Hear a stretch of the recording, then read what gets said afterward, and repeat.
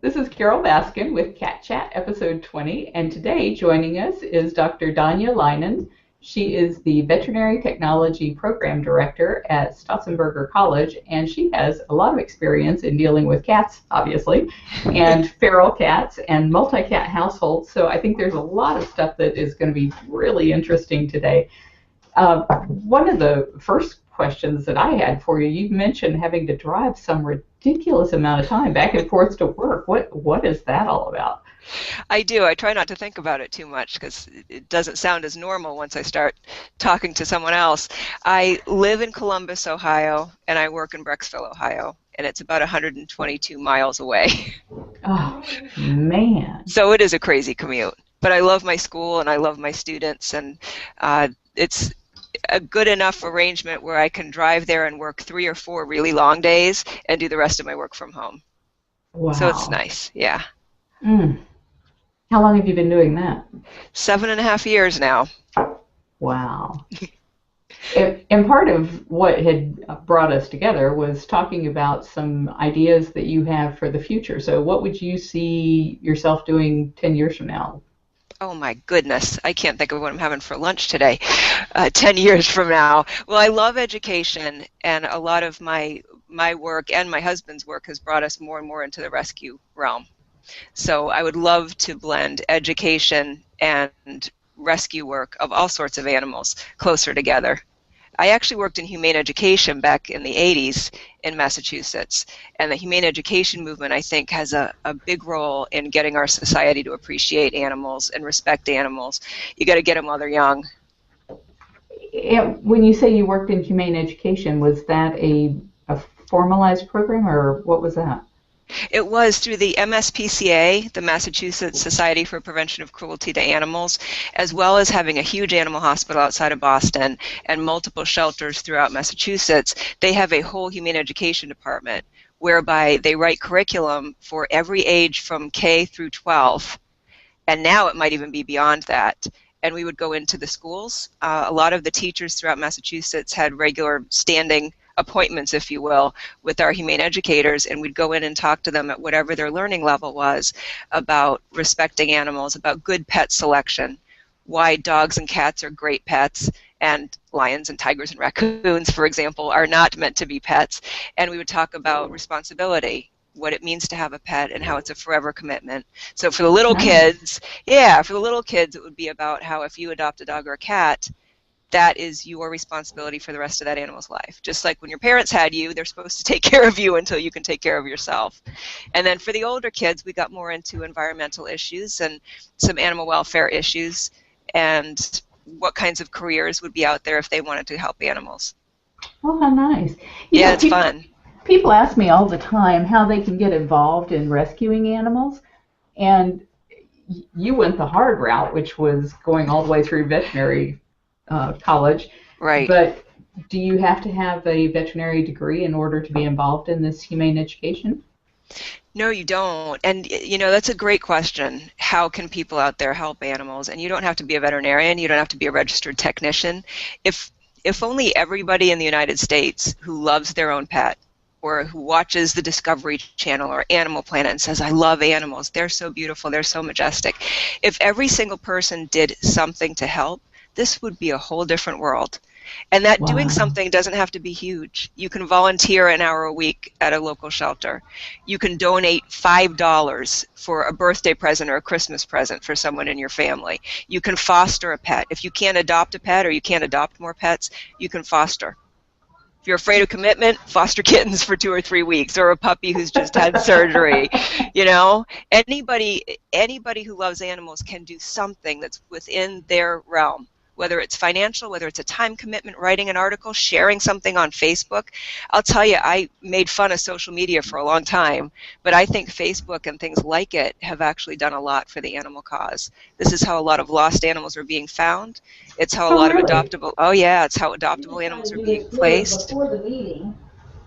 Social networking has so changed everything that we do here at Big Cat Rescue, because I bet. You're right. We just have a rabid fan base out there, and we love them because they are looking for ways that they can get involved. And there's so many organizations out there that when we're asked to give talks frequently, even with other organizations, to share with them why this is such an important part of what we do, the social networking, because you Right. can help so many other people really make their lives matter.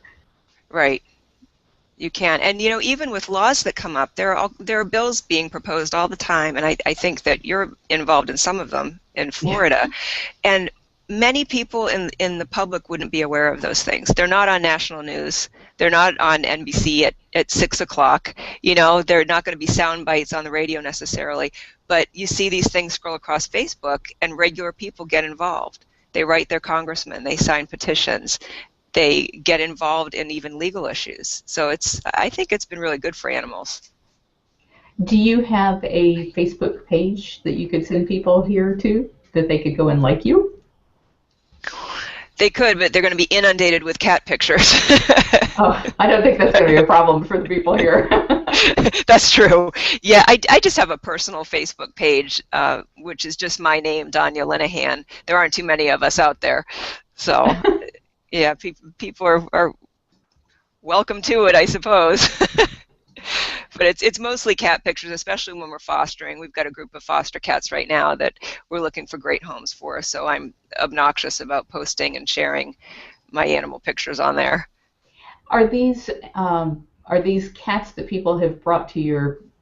I don't really know. Do you operate a veterinary clinic, or is it a veterinary teaching type facility? I don't work at a clinic anymore because my teaching and administration has become more than a full-time job. So I'm at this little college, Stotzenberger College, up in northern Ohio, and we work with local rescues actually up there. So on Mondays, we have 8 or 9 rescues that we cycle with, and they will bring animals in who either need to be spayed and neutered, need their vaccines, need dental cleanings, and we check in a group of animals at the beginning of every week and do their work at the school where our students get to help, and it's a learning process for them. It's great because they get real world experience on these animals who need medical care, and the animals get a whole lot of work done for free and go back to their foster parents or back to their rescues for adoption. So it makes them more adoptable and saves the rescues some money, and they're helping us a great deal in turn by giving our students experience. So it's been great. But for my little world, my own animals, fortunately, I can do a lot of the veterinary work at home, or the clinics where I do work or did work in town are wonderful and let me bring the animals in if I need to. And there's an animal now. It was a good idea to move in front of the cat tree there. Yes. Well, and there's a thunderstorm going on here, and our doorbell just rang. So there was a whole lot of scattering going on around me, actually. Fortunately, it's out of the frame. How do you personally end up with these foster animals? A couple of ways. I volunteer at a local shelter here in Columbus, a wonderful shelter called Colony Cats and Dogs, and we have ended up with some animals through Colony Cats unintentionally, but when you volunteer someplace it happens. You end up bonding with some and they come home. We also manage, mostly my husband, Mike, manages a feral cat colony, and we have been able to trap, neuter, and return most of the animals in that colony. However, there is one very elusive female cat who will not be trapped. So the last there is one. She'll taunt him. She'll lay beside a trap and won't go in it. So we've had several litters from her that we've plucked from the colony young enough to socialize and habituate and get into good homes. So we've had several groups of fosters through that mama cat. And the most recent group that I have here now, a stray cat in our neighborhood literally brought them to our back door. They always literally know where brought to go, them to our back door. Yes, Mike looked out one morning and there was a mother cat meowing at the door and 6 little fuzzy things bouncing around her. Oh dear. And we still have 5 of them. So yeah. So that's how we got that group. That's a little unusual. Do you have any pictures of them? Oh, I've got tons of pictures of them. If my technology knowledge were better, I'd be able to flip to them and show you, but I'm not sure if I can make it work without screwing everything up visually. Okay, we can try this. Try clicking on screen share. Sure. Okay. And then it'll give you several choices. If one of those choices looks more like the place where your pictures are on your desktop, choose that one. Let's see. I'm not sure, and this is going to get really boring for your audience. I'm not sure exactly where to go. This is telling me I can go full screen, but I don't really see a place to browse. Is there one that says desktop?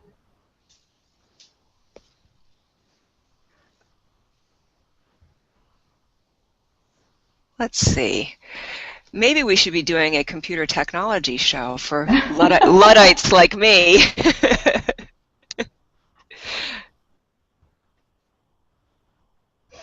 Yeah, I'm really not sure how to play around with this except for the hitting screen share I managed, but the rest of it I'm not so sure.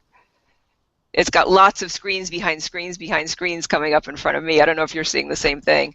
Okay, and then if you, at the top of your screen there, if you shut the, what am I trying to say here? If you just move that whole window to the side, like I just did mine, and then you click behind it on where your pictures are, like right now I have mine up as the Facebook page that I'm flipping through. If you have your images on your desktop, okay, is it possible to see those? It might be. I'll try this, and I guess you can let me know if you're seeing anything. So far I'm seeing you, so I'm not sure. Oh, there we go. Oh. Well, no, that was me. On your side, have you clicked screen share yet? I did. Because I'm still seeing you. Well, I guess that's kind of good. At least you're not seeing all kinds of craziness and little tiny writing like I was.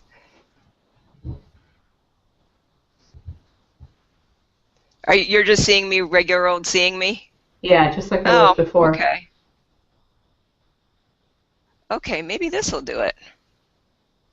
I just hit screen share again after I got my pictures up. There we go. So I'm seeing your pictures now. Oh, okay. And you're probably seeing your pictures now. So maybe this will do it. Yeah. So in the big picture, that's what everybody is seeing is some cats on a very nice tree.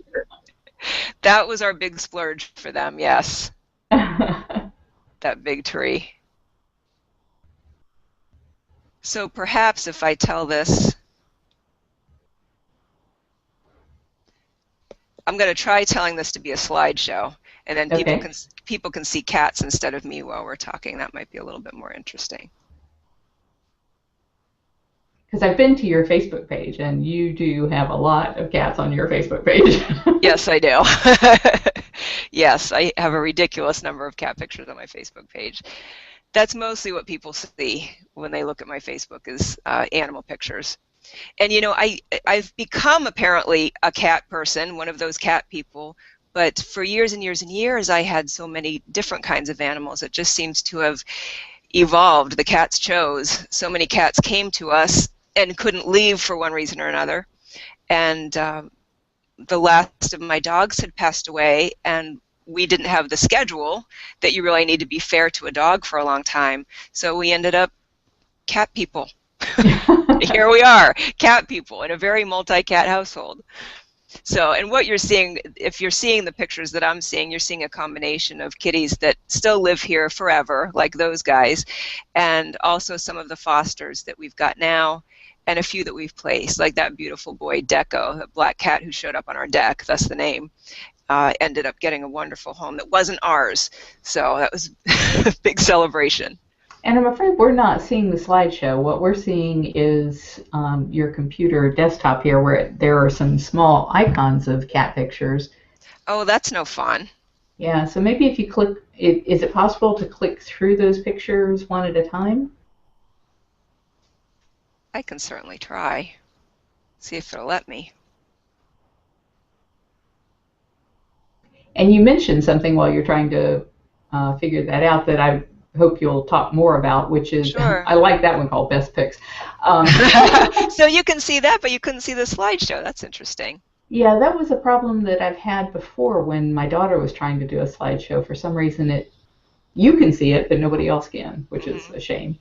Oh, they're adorable. Okay, so you can do it if I go like that. Yeah. That's odd. I wonder why it won't let you see a slideshow. I do not understand that. It seems like it should see whatever's on your desk, but there must be some other software running that messes with that.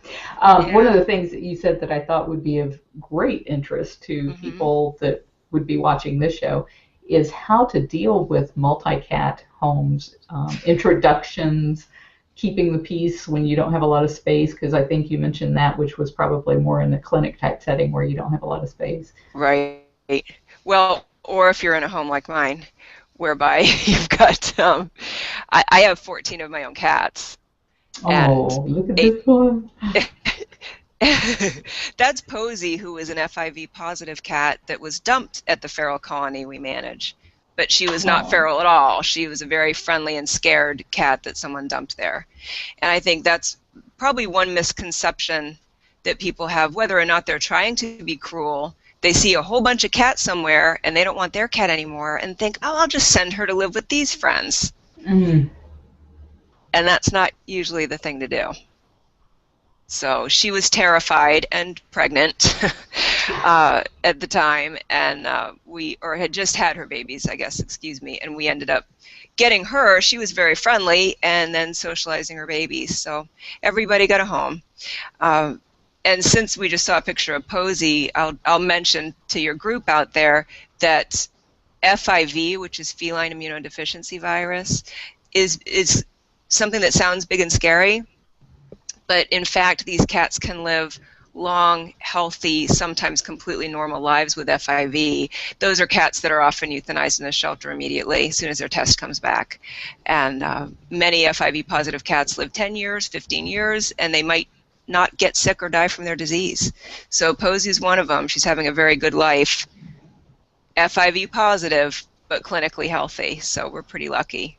And do you have to keep her away from other cats, or do you have like an FIV colony of cats?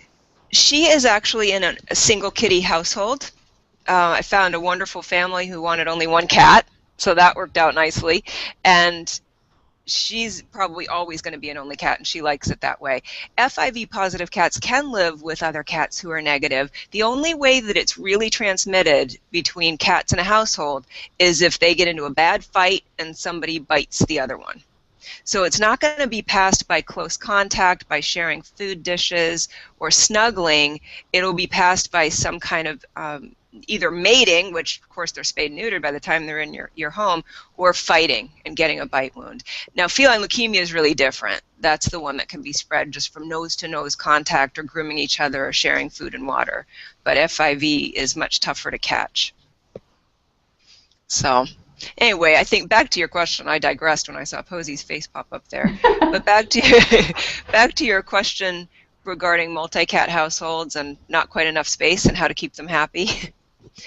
We just deal with that in our house. We've got all of these kitties and a 1,200 square foot house. And a lot of what we do, you saw that big cat tree, I think, in the first picture. A lot of what we do is adding vertical space. Mm. So, I mean, if we had hundreds of thousands of dollars to just build on, that would be great. But in lieu of that, you can add vertical space even in a very small house or apartment just by putting up, I mean, that cat tree is extravagant. That was their big present. But you can put up homemade things. My husband, for example, has built little shelves at the bottom of each window. So the cats have a carpeted, wide area to sit and look out the windows. So they get all kinds of entertainment by looking out at the birds and chipmunks. They get to scratch on the carpet. They get a resting place that's in the sunshine, and they get that extra bit of space. So that's something that's really neat that people can do easily and cheaply. He did that with scrap wood and scrap carpeting. Wow. Yeah, and this is another example. These are some of the foster kitties that are in my little spare room. This is just a yard sale bookcase that's just the right height to push up at the bottom of a window. So I think people tend to want to keep their cats off of high places, off of the furniture, off of the counter, off of the shelves. And if you sort of do the opposite and let them have that space, they feel more secure.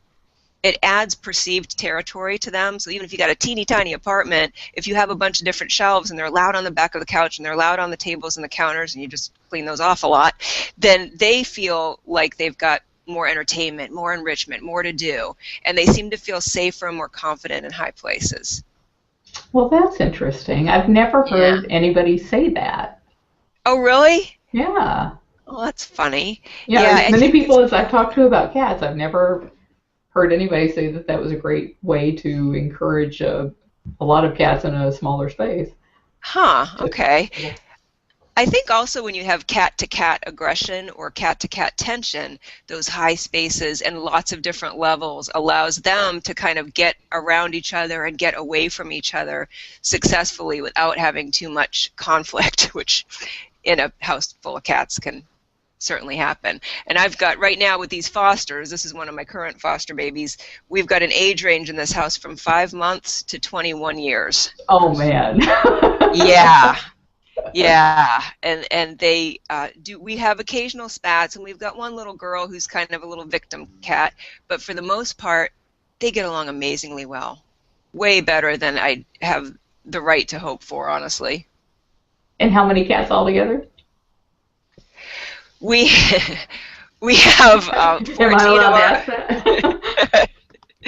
I usually like to know someone a long time and let them think I'm normal before I answer that question. But we have 14 that are our own babies, and then right now we have 5 fosters in the group. Wow, that's a lot of cats. It's a ridiculous number of cats. Yeah, I can't believe we're yeah. not seeing more of them in the background. I know. Well, the thunderstorm kind of chased them away, and we've got I got a couple up on the cat tree, but they're up high. And I don't know if you're seeing me or if you're seeing the pictures that come up at this point. I'm seeing a black cat laying Yep. with his head upside down. Yep, that's one of our foster babies, and that's a little old scrappy tree, cat tree. You can actually see the duct tape that's on the wooden post in the corner, but she loves it. She loves it. Great money Wow. spent on those things. Yeah. So there's a lot that you can do to keep these cats happy in a small space and inside. I mean, I'm a big proponent of keeping cats inside, or if you let them outside, making sure that they are safe, that they're on a harness, they're in a fenced-in area, that they're in some cat screening. But by having lots of things to scratch and places to hide and active toys and food foraging toys and things like that that are really simple and not very expensive, you can keep your cats pretty happy and entertained. And it sounds like some of these toys that you're talking about may have been homemade toys. Some of them are, but some of them are $5 purchases that are just a big piece of felt or yarn or a toy on a long fishing pole type stick. And I find that even cats who don't ordinarily want to play, they might not go pick up a ball and play on their own, but you start waving something in front of them and their little prey drive kicks in and they can't help but chase it. And it's a great way to entertain them and to give them some exercise. And also for cats who aren't getting along, sometimes food isn't enough of a driver to convince them that they like each other, but if you can get them playing a few feet away from each other with 2 interactive toys, they seem to forget their differences, at least for a while. Have you seen this toy? It's been advertised on television where it looks like a little yellow sheet and then it has the mouse that runs around. I bought one of those for our cats. We have 3 cats at home and 2 inside, one that lives on the lanai. And the 2 inside, one is probably 17 or 18 years old, and the other one's like 4 years old. And they have had a hard time getting used to each other. But the old one is the one that has just loved that toy, and the younger one is terrified of it. Oh, really? Yes. We actually just got that as a gift from our neighbor that we cat sit for, and our cats love it. And that's another sort of peacemaker. We put that down, and even the cats who aren't usually thrilled with each other will grudgingly gather around and be 6 or 8 inches from one another to chase that little mystery mouse that's under the yellow sheet. There are a so couple they cooperate, huh? They do. Everyone says that domestic cats are solitary hunters, but boy, we've seen some really interesting cooperative hunting in this house over centipedes. So I'm not sure I buy it that they're solitary hunters. Here in Florida, we usually have those little anole lizards more than anything. Those things are everywhere. Do the cats chase those or bring them in? They chase them, they bring them in, they bite their tails off. They don't usually eat them, which is good because if they do eat them, they end up with liver flukes and all kinds of awful things. Yes, I bet. Yeah, we've got different kind of prey up here. Centipedes, how big are those? They range in size. Some of them get pretty darn huge, 2 or 3 inches Wow. long up here. Yeah, Oh my goodness. yeah, they're creepy. But the cats love them. They must be tasty. Now, I can really see the screen in this picture. Is this a special kind of Yes, screen because of the cats, or is it just regular we window do, screen? we do have some cat-proof screens on the screen doors, and we've got to get them on all of the windows because there are some little teeny tiny holes that are starting in our regular screens. But you can get cat-proof screening that's really durable. Oh, that's good to know. Yes. Sometimes the window frame or the door frame will give out before the screen does. We've got a really rickety door that I think that the screen is much stronger than the frame itself. So you're just seeing an assortment here of some of the guys that live here permanently, as well as a couple of the fosters. A couple of the adorable little black fuzzy ones are our fosters right now. They're absolutely adorable. When you're We trying think so. to when We you're think so, trying but we're biased. when you're trying to place your fosters, what kinds of ways have you come up with of finding homes for them? I've been so lucky. We first saturated all of our friends. So we decided we either were going to have to branch out or move and make new friends, because most of the people that we know who can have cats, we've placed cats with. And that's neat because it's no problem following up on them. You get to see them and keep up with their lives for as long as they live. I also have gotten really lucky through coworkers, friends, and siblings and parents of coworkers that we've placed cats with recently. A couple of my students who I get to know pretty well. I get to know who I want to place the animals with and who maybe I wouldn't. A couple of my students have made wonderful homes for some of the animals we've placed. And again, through Facebook, because that is like a little flow chart, it's so exponential. When you share with your friends and they share with their friends and some things are visible publicly, we have gotten a couple of great homes through Facebook. Oh, nice. Which is neat. And then I always follow up, and I tell people to follow up. You always want to do a home visit. You want to put in a little contract that you write up, even if you never plan on visiting that cat for the rest of its life. You want to put a little caveat in there that you kind of reserve the right to check in and see how the cat is doing, because a lot of people are really afraid of putting, for example, a free to good home ad in the paper. Yeah. And just adopting an animal to a perfect stranger, and for good reason. Usually just by making up a contract, insisting on a home visit, and putting a caveat in that you want the right to visit the cat, anybody who's got ill intentions isn't going to bother with you. That's good advice.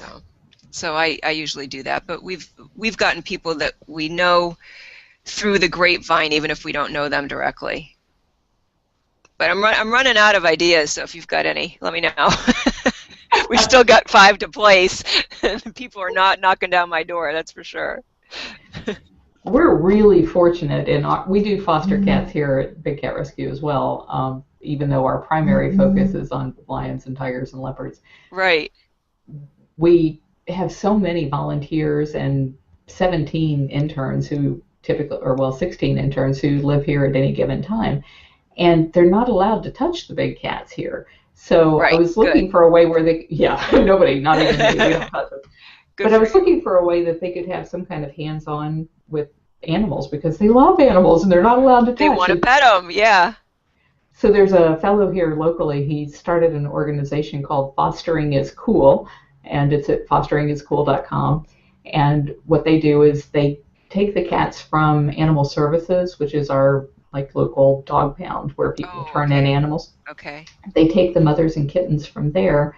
The Humane Society, the local Humane Society here, will then give them a vet check, do all the blood work, and send them home with foster parents. And then when the kittens are old enough, they all come back, and then the Humane Society adopts them out. So I never have to worry about who's going to adopt a cat. I just take them back to the Humane Society, and then they adopt them out. And they've had great success, much to my surprise, because there's so many cats that need to be adopted here. There are. So I was curious, if you don't have that kind of infrastructure, somebody that's willing to to do that work to find the homes, how on earth you would do that. Right. That's wonderful. That's neat that you guys do that. How many cats at any given time do you have there of the domestic variety?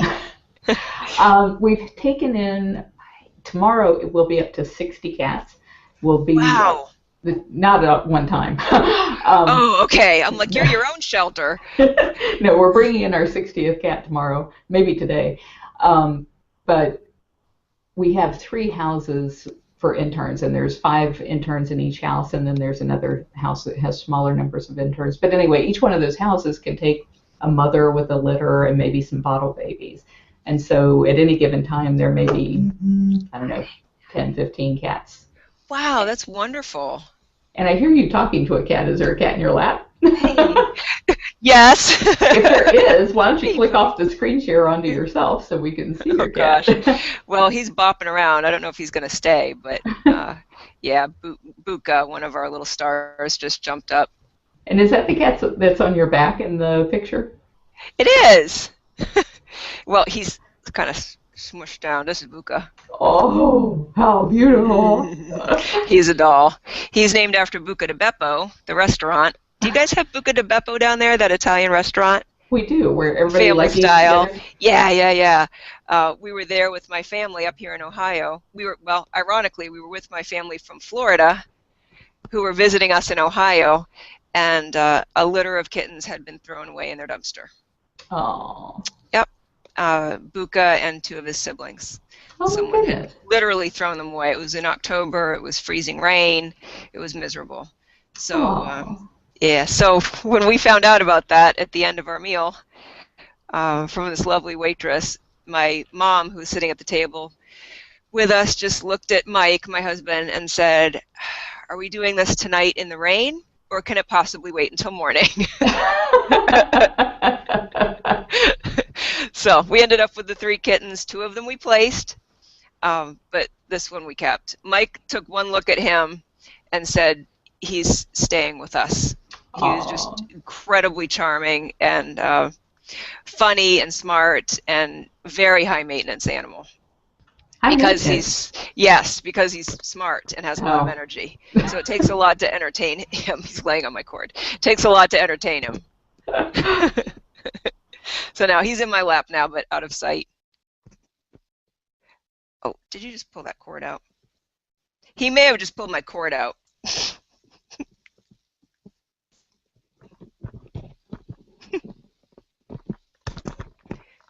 What'd you do?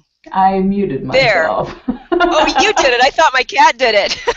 No, I shouldn't touch anything on here. I'm still learning what all these buttons do. You could have blamed the cat. You just waited a second. I was blaming him. He laid on my cord right before it went mute. So I thought he pulled something out.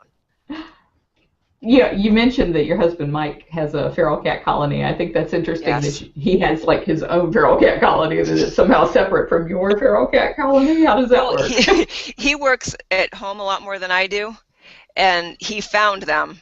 So he manages the colony. He does almost 100% of it. There are 2 other really nice couples that will do some of the feeding, but he goes there 4 days a week to feed. The other 3 days are divided with other people for feeding and fresh water. And he built them some wonderful shelters that are insulated and protected from the weather. Oh, and nice. And we've got almost everybody out of there, spayed, neutered, vaccinated, and returned. Again, the ones who are friendly, we took out and placed. The kittens who are young enough to socialize, we take out and place. But the others that are truly feral they stay in their family there. How nice that both of you share that same commitment to the cat. We wouldn't have bothered being together if we didn't. Because with this many animals, and with animals being such a part of your life, everybody has to be all in. It really can't be one person saying, "This is great, this is the way I live," and somebody else going, could take it or leave it. You know, so many of our Facebook fans that I know are single women, and it seems to be our primary demographic are single women in their 40 to 50-ish age range. Yes. But the one thing I hear more than anything is, where is the man out there who understands what matters, that really Yeah. cares about animals? So it sounds like you're very fortunate. I got him. There was one, and you got him. There was one guy. No, there are several. Even at our shelter where we volunteer at Colony Cats, we have some. It is mostly women in our demographic. You're correct, but we do have some wonderful men who come in and volunteer. Some people come in as couples and volunteer. It's like their date night to come clean cat boxes and mop floors.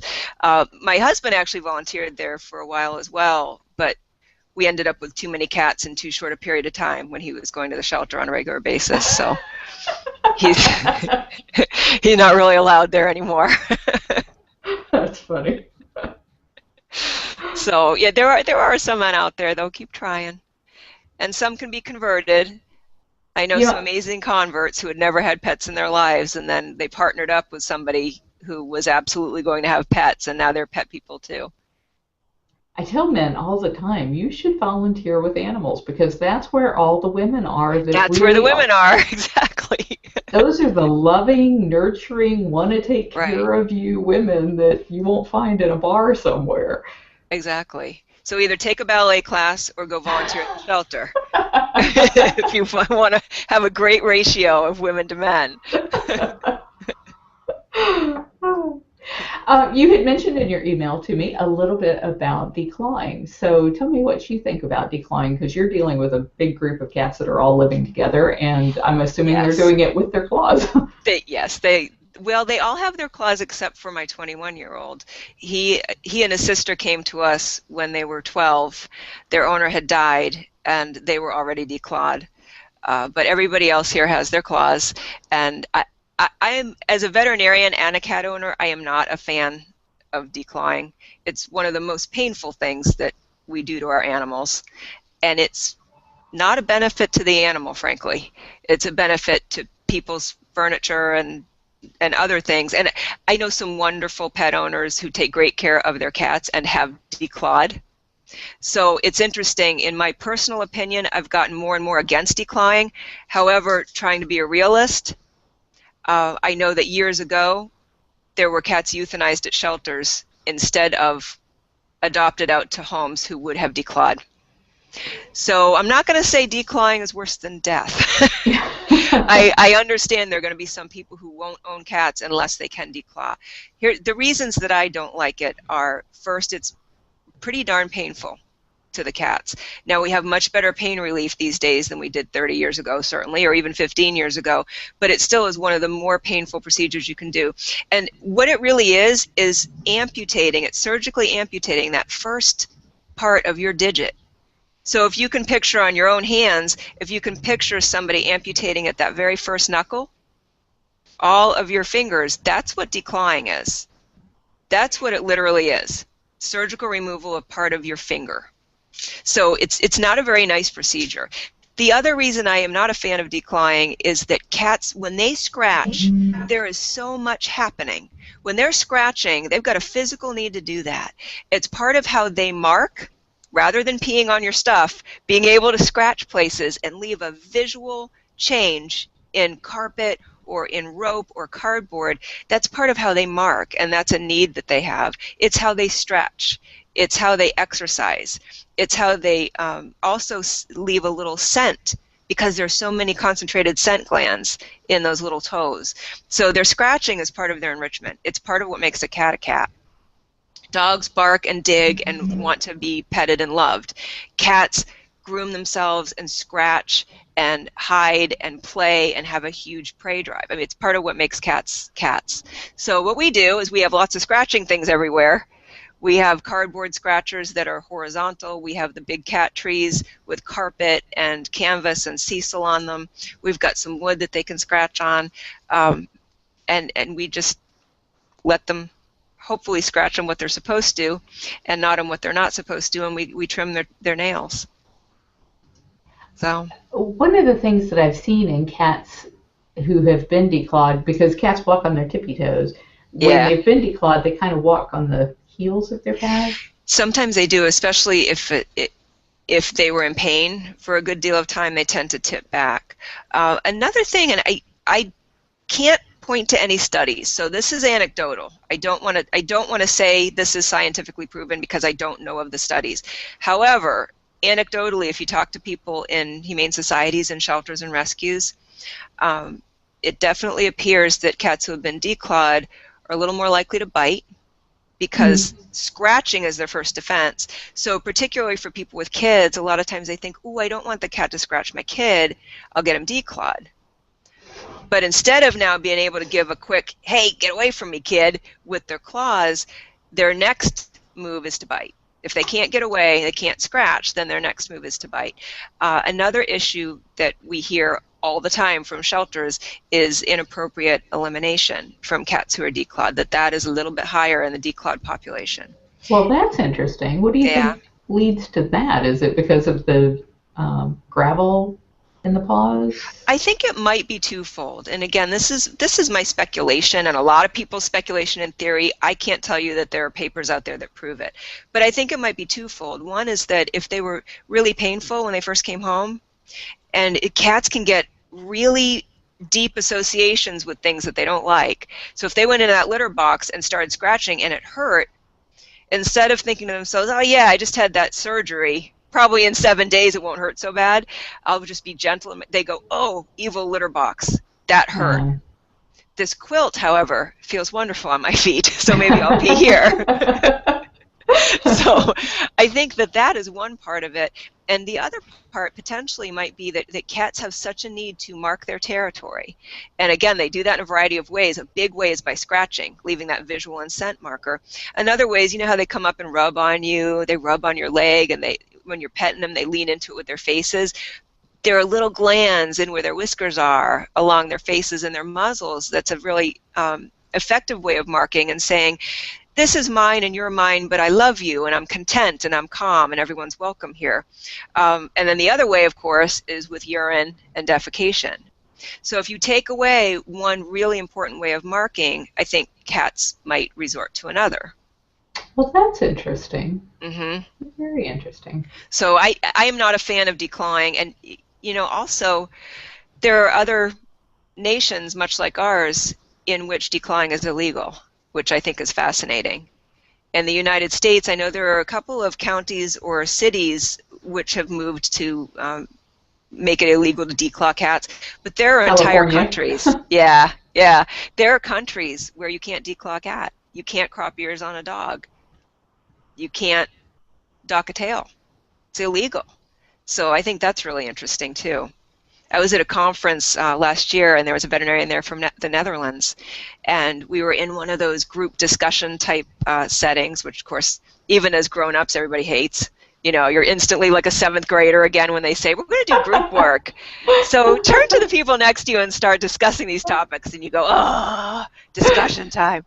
So we were in a discussion group in a shelter medicine track, and the first case that came up was, you're at a shelter, your policy typically is you don't want your cats declawed, you have a wonderful home, you have an application in front of you that's perfect, except this person wants to declaw the cat, what do you do? And wow. Yeah, and the veterinarian from the Netherlands said, "I have nothing to add to this discussion." And we go, what do you mean you have nothing to add to this discussion? She says, in my whole country, I couldn't declaw a cat. It's not legal. We didn't learn how to do it. It's not done. Wow. Cats scratch. You don't take their claws away, they scratch. It's what they do. And they don't have, oddly enough, they don't have problems placing cats. They don't have the same overpopulation issues we do. Their shelters aren't overflowing the way ours are. So it's just a societal difference. It's not acceptable there to take something away from a cat that is part of who they are. Wow. So I think it's fascinating. It's one of the things we run into very frequently with the exotic cat issues, is that in foreign countries, they are so far ahead of us in the way they perceive animals as being sentient beings, or at least some of the, bigger, wilder, more charismatic type animals as having their own agenda and not, allowing them to be used in circus acts and things like that. And I'm baffled as to how it can be that we can be so progressive here and yet still be so behind the curve. And so that's interesting to In hear that some same ways, thing I in the know. veterinary community.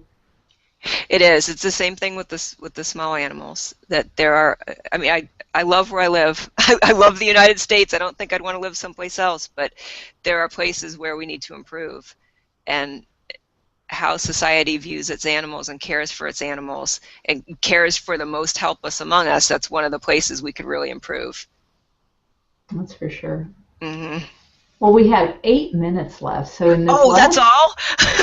isn't that amazing? It goes by so That fast. went really fast. You'll have to come back Okay. on Thank you. I'd love to. now that we've got this technology figured out. And Well, that might be an overstatement. I still have some figuring left to do, but at least you apparently can hear me and see me, so that was the big hurdle for today. The finer tuning, the tweaking we can do for next time. and I do have the cat chat box open here on the right hand side of the screen for anybody who's watching. So if there's any particular questions that you'd like to ask Dr. Danya, then certainly fill them in there. Um, Oh, I'm not thank you. sure. Oh, go ahead. I'm sorry. Well, I'm not sure who all can see this. I know you can. You can probably see it. I can see it when I click on chat, but I'm not sure what other people see when they're in the chat. Oh, I gotcha. Okay. We didn't even get into anything medical this time. Yeah. We didn't talk about one single disease, issue, injury, preventative medicine, nothing. So we'll have to do that at some point. Or if there, I don't know who your listener base is, if there are topics that people are particularly interested in, I usually teach for at least 2.5 hours when I'm giving a lecture, so I could rattle on about darn near anything for a long time. So if people if people out there have animals with, whether it be nutritional issues or diabetes or kidney problems or arthritis or hip dysplasia, anything that people want to talk about out there, we can also touch on some medical things, perhaps for next time. I don't imagine the 7 or 6 minutes we have now is enough, but yeah, I'd be happy to delve into anything that's going to interest people. So one way people can do that is if you contact me, I will certainly put together a list of things that we could talk with Dr. Danya about in the future. And you can Oh, reach me great. at cat, C-A-T, at bigcatrescue.org. So it's cat at bigcatrescue.org. And do you want to give your information for people to contact you, or would you rather not be contacted directly with people having questions? I don't know. I hadn't thought about that. I get in my personal email so many things that aren't recognized go into my spam folder. I don't want to tell people to send it and then not get back to them because I'd feel terrible. So Okay, well, then you just contact me and I'll for send it on now, to you. yes, if you want to pass anything on to me, I'd be happy to respond. I'd be happy to do that. Okay, good. It'll be So in fun. the last 6 minutes that we have, and Yes. still that's not nearly enough time to talk about this, um, what do you see, what would you like to see in the future? What kinds of things would you like to do with your life to benefit the cats? Oh, I guess more of the same of what I'm doing now.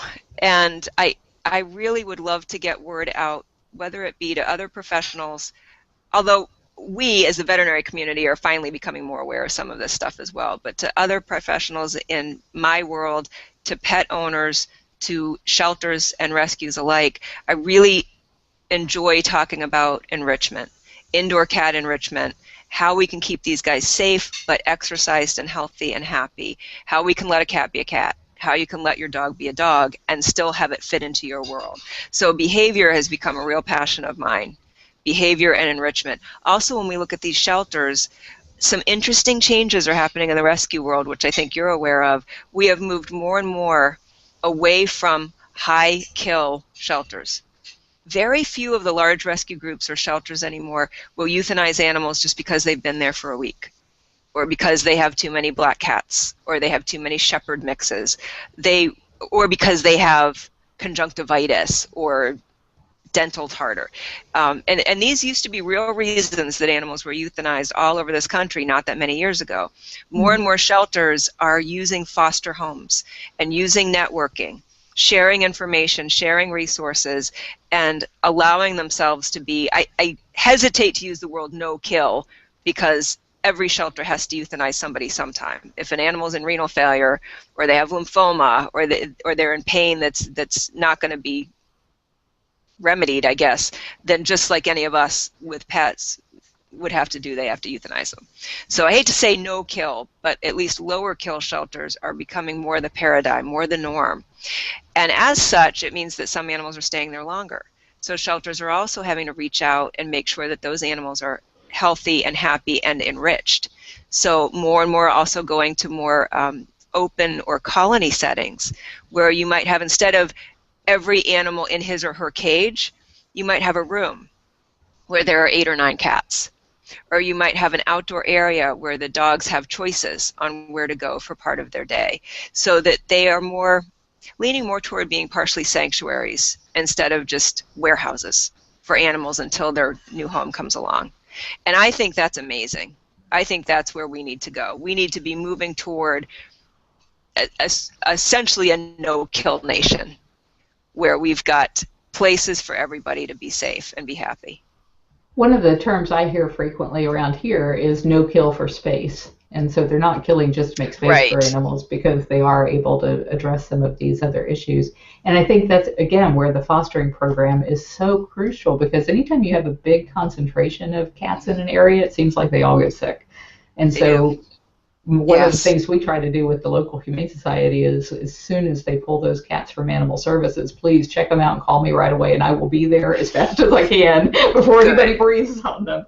So anybody that can help by bringing an animal into their home for a small period of time until it can go and be adopted can help so much in keeping that animal healthy during that interim. It's true. It's crucial, because if you've got a shelter that's now not killing for space, and you still have a need for places for animals to go, then at some point it means that shelter's full and has to say no to people who are in need. So the only way to alleviate that is with fostering. And most of these places have amazing networks for foster care. So once again, anyone out there who's going, well, I really don't have a lot of time, I really don't have a lot of money, but I love animals, contact your local rescue group and foster somebody. Foster a litter. Foster someone who's come out of surgery who needs care. It can sometimes just be for 2 weeks that you have that animal in your home, and you save that life by fostering. We cover all of the costs whenever we bring cats here, because we're pretty good at fundraising. But one of the things that really shocked me was that the Humane Society said, we'll send cat litter, we'll send cat food, KMR, whatever you need, we'll pay for everything that you need to take care of these animals, because they need those spots for the animals to go. And exactly. So if people are thinking, well, I don't know if I can afford this, it's probably not going to cost them anything. Yeah, that's a really good point. That's what our shelter does, where I volunteer, is if somebody's fostering, they provide everything. They'll provide all of the food, sometimes even bedding if needed. They'll send home litter. They'll send home medicine that's needed. So it can cost you very little to nothing to foster a pet. And sometimes you fall in love and it ends up being a permanent resident. Especially for you. Especially for us, yes. So I'd encourage people to try it. Well, wonderful. Thank you so much for being with us today and going. For those that don't know, she had not even had the equipment to do this until a day or so ago. So correct. I had no idea what I was doing. Absolutely none. Thank God for my stepdad, Tom. He's our family IT support. So he helped me through everything with it this morning, and I'm glad it worked. Oh, well, thank you so much. Absolutely. Thank you. It's nice to meet you. Same here. I can't wait till our next one. All right. Bye, everybody. Have a great day. And all you do is click that little exit there.